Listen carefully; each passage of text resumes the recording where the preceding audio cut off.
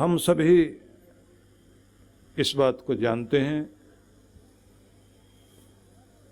कि जिस तरह से गंगा सबके लिए है,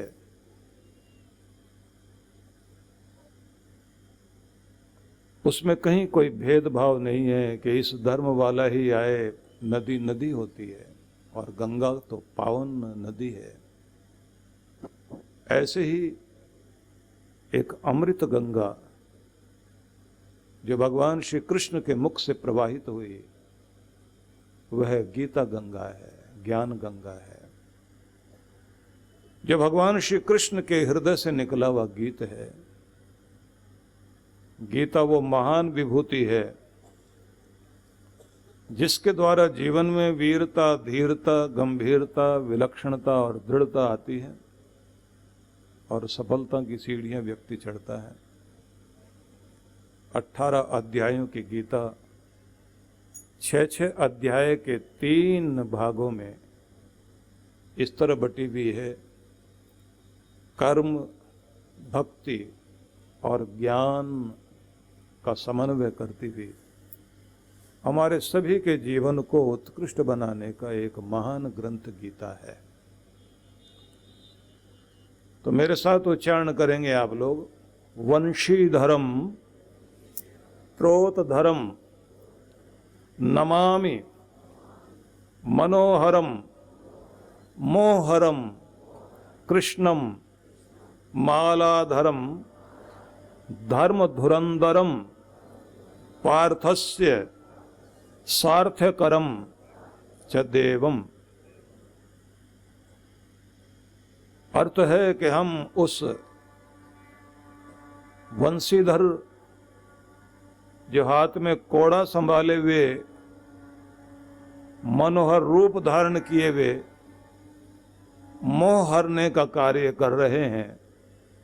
गले में माला पड़ी हुई है, धर्म के धुरंधर हैं और अर्जुन के सारथी बनकर ऐसे देव मानव जाति का कल्याण करने के लिए इस धरती पर मंगल कर रहे हैं।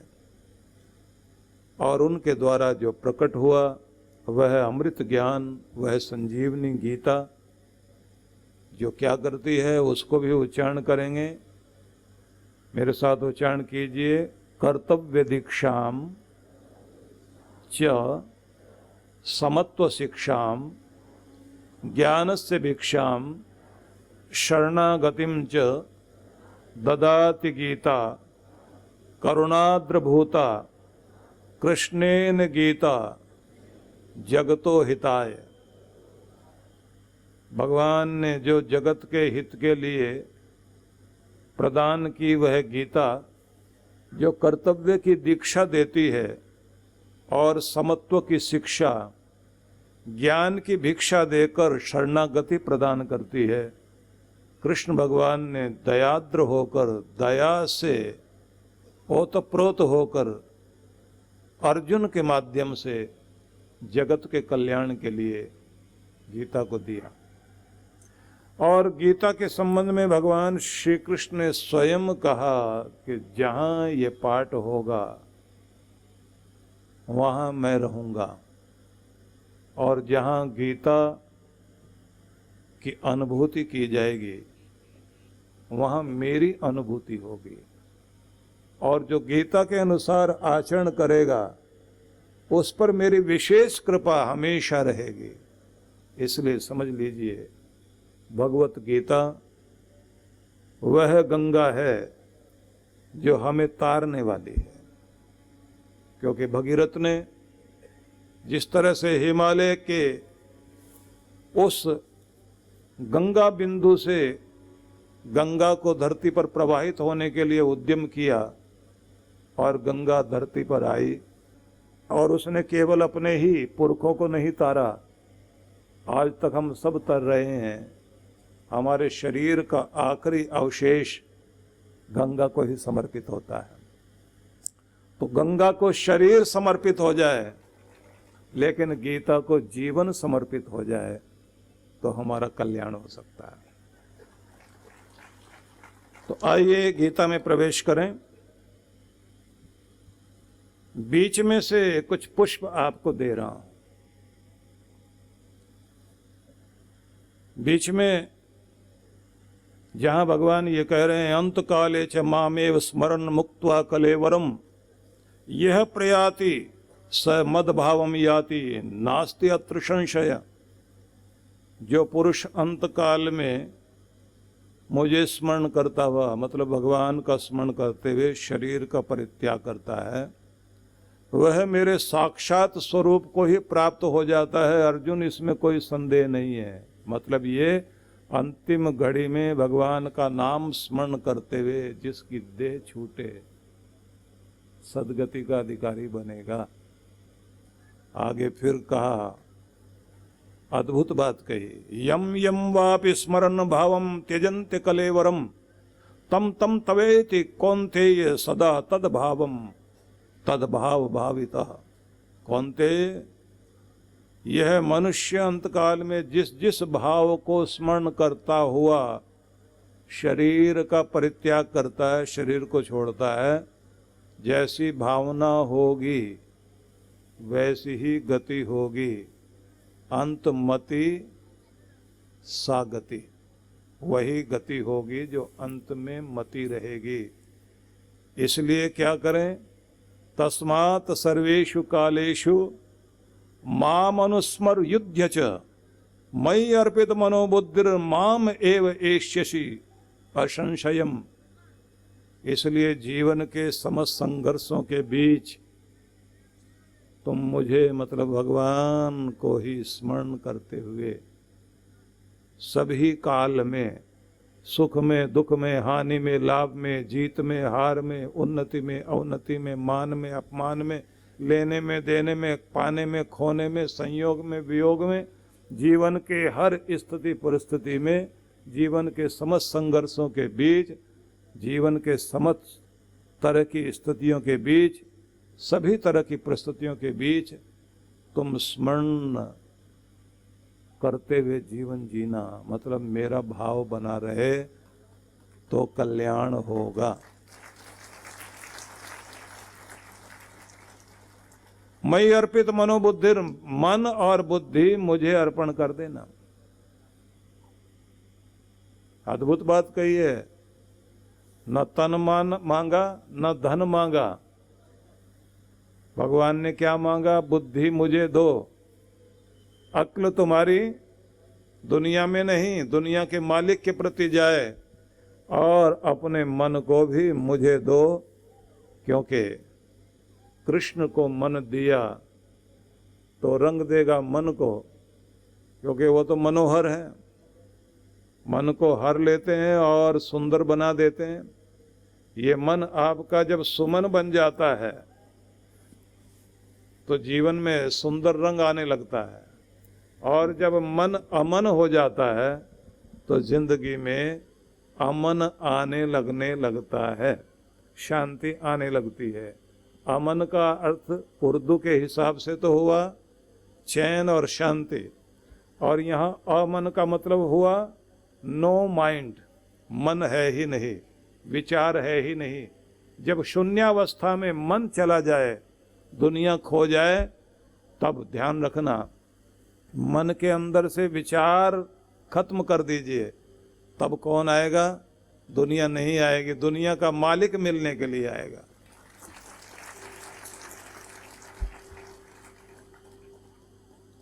तो उस अवस्था को कहते हैं ध्यानावस्था, ध्यान में पहुंच जाना।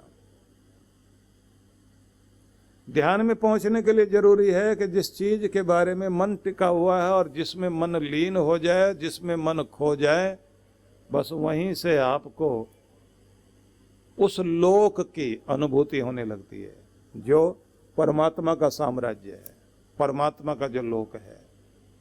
उस जगह की स्थितियां आपके जीवन में अपना काम करने लग जाती हैं, जिसे प्रभु का वह लोक कहा जाता है जो सत्य लोक है। सत्य लोक से आपको प्रभाव आना शुरू होता है। तो क्या करना है आपको, भजन करिए, लेकिन भजन में खो जाइए, इतने तल्लीन हो जाए कि अपनी स्मृति न रहे, अपना ध्यान न रहे। जब आप अपने को भुलाने लगते हैं तो ध्यान रख लीजिए, खुद को भुला दीजिए, दुनिया को भुला दीजिए, तो फिर वो जो छिपा बैठा है वो मिलने के लिए आना शुरू करता है। तो पहले क्या आता है? पहले आपको जैसे नींद आई, शांति आई, स्तब्धता आई, ऐसी स्थिति होगी। और फिर क्या होगा?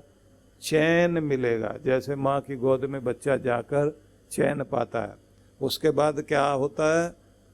अंदर शांति आनी शुरू होती है। और जैसे ही शांति आने लग जाती है, उसी के साथ में उसका प्रेम अनुभव होने लगता है। उसका प्रेम जब अनुभव होगा तो ऐसी गुदगुदी होगी अंदर, ऐसा लगेगा कि इससे बढ़कर तो कुछ है ही नहीं। भजन करो तो आप खो जाइए भगवान में। पूजन करें तो पूजन करते करते खुद को भुला दीजिए, शुद्ध बुद्ध भुला दीजिए। पत्थर जैसे सामने हो, ऐसे पत्थर की मूर्ति बनकर बैठ जाना, जड़ हो जाना, बिल्कुल ऐसे खो जाना कि आपको खुद का एहसास न रहे। जैसे जैसे आप अपने अंदर में खो जाएंगे, बस वहीं से अनुभूति शुरू होगी। तो पूजा करते हुए भी भगवान में खो जाइए, और जप करते हुए पूजा करें, जप करें, भजन करें, जो भी आप वंदन करते हैं प्रभु का, परमात्मा की वंदना करते समय जब आप स्वयं को भुलाकर और अपने प्रभु में, उसके स्वरूप में खो जाएं। वो स्वरूप में खोने का मतलब क्या है?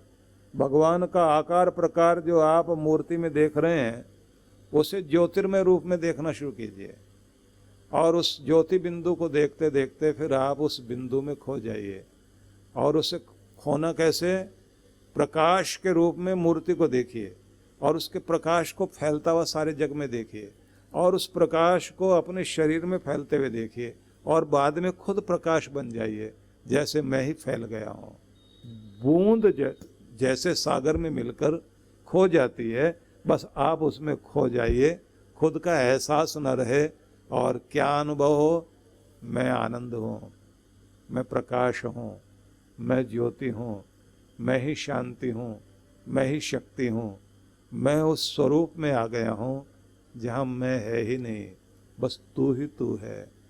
तुझ में लीन हो गया हूँ, तुझ में मिट गया हूँ। और उसी स्थिति में आप अपने अंदर की चेतना को परम चेतना में जोड़ने की कोशिश करना। बस यहीं से आपका मिलन होना शुरू हो जाएगा, कनेक्शन जुड़ गया। भगवान के साथ कनेक्ट होना सीख जाइए। कनेक्ट होने के लिए जरूरी है कि आपके हृदय में प्रेम उतरना चाहिए। प्रेम ही मिलाएगा आपको। गाते गाते भगवान का नाम इतने प्रेमपूर्ण हो जाइए, बस तू ही तू करता, तू भया, मुझ में रही ना हूं।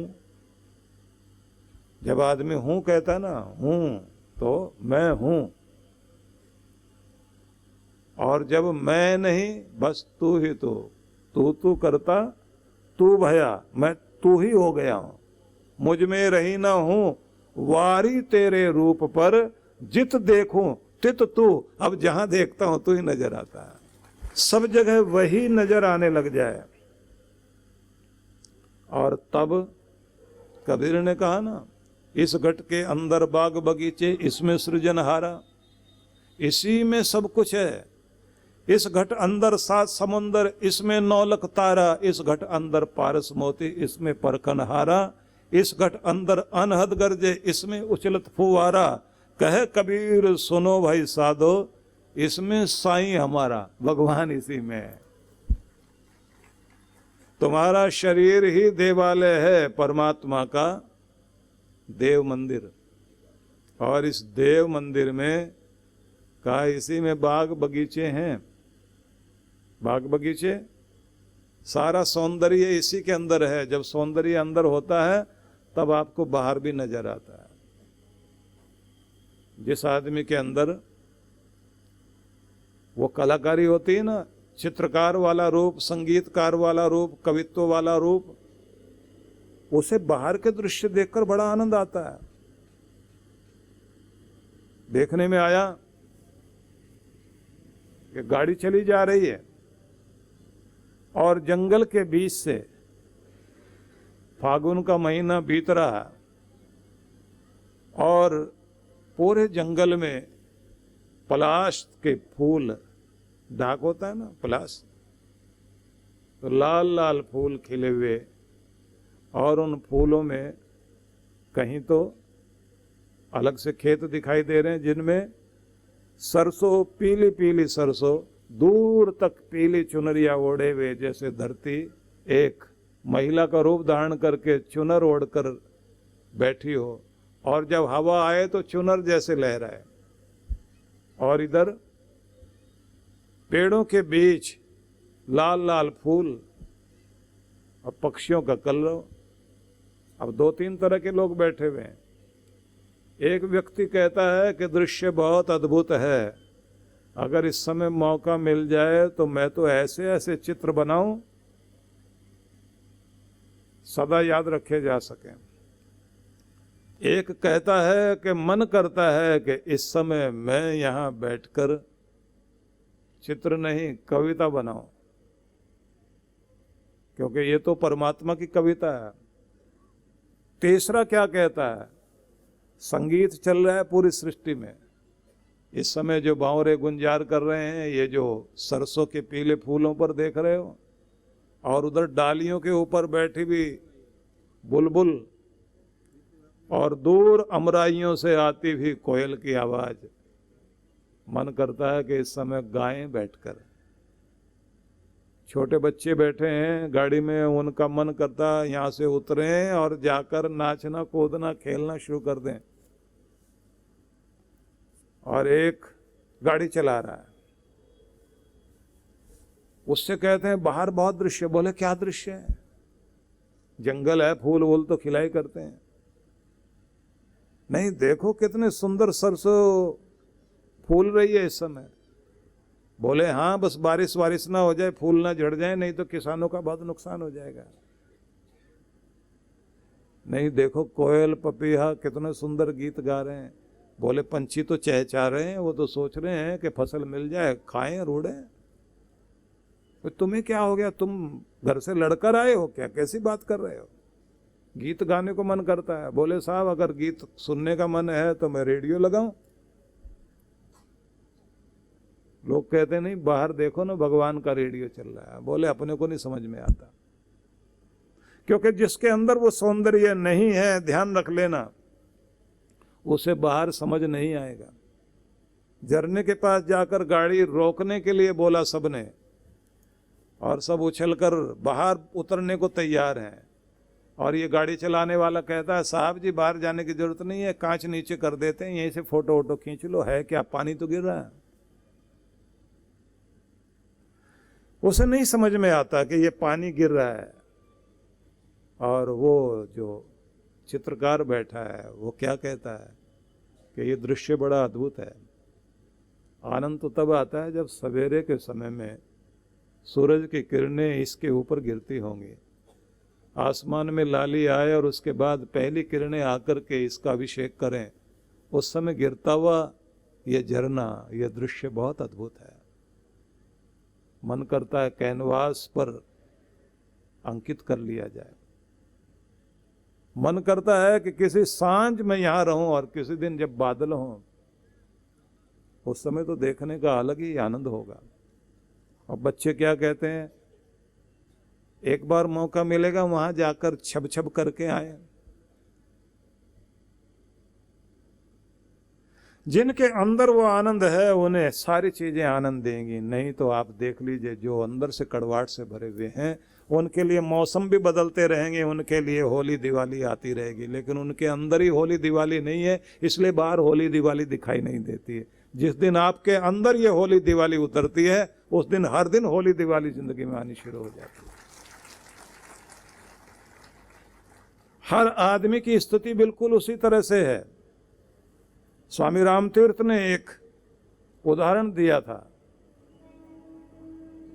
स्वामी रामतीर्थ के विषय में आप लोग जानते हैं कि जैसे स्वामी विवेकानंद ने जाकर विदेशों में भारत का नाम उस समय ऊंचा किया था, जब भारत देश गुलामी की जंजीरों में जकड़ा हुआ था, उसी समय उसी काल में हम लोग थोड़ा सा आगे पीछे करके देखें, स्वामी रामतीर्थ थे जो भारत की धरती पर यहाँ पैदा हुए, लेकिन जब अमेरिका में थे, विदेशों में रहे, भारत का गुणगान करते रहे, भारत की संस्कृति का प्रचार करते रहे।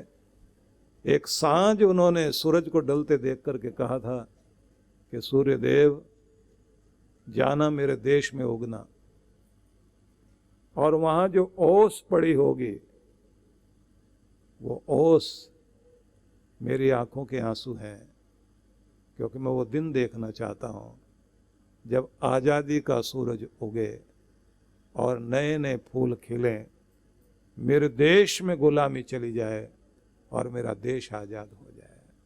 मैं उन क्षणों को याद करना चाहता हूँ। श्री कृष्ण जन्माष्टमी के शुभ अवसर पर परम पूज्य सद्गुरुदेव श्री सुधांशु जी महाराज एवं डॉक्टर अर्चिका दीदी जी के द्वारा आशीर्वचन और कृष्ण पूजन।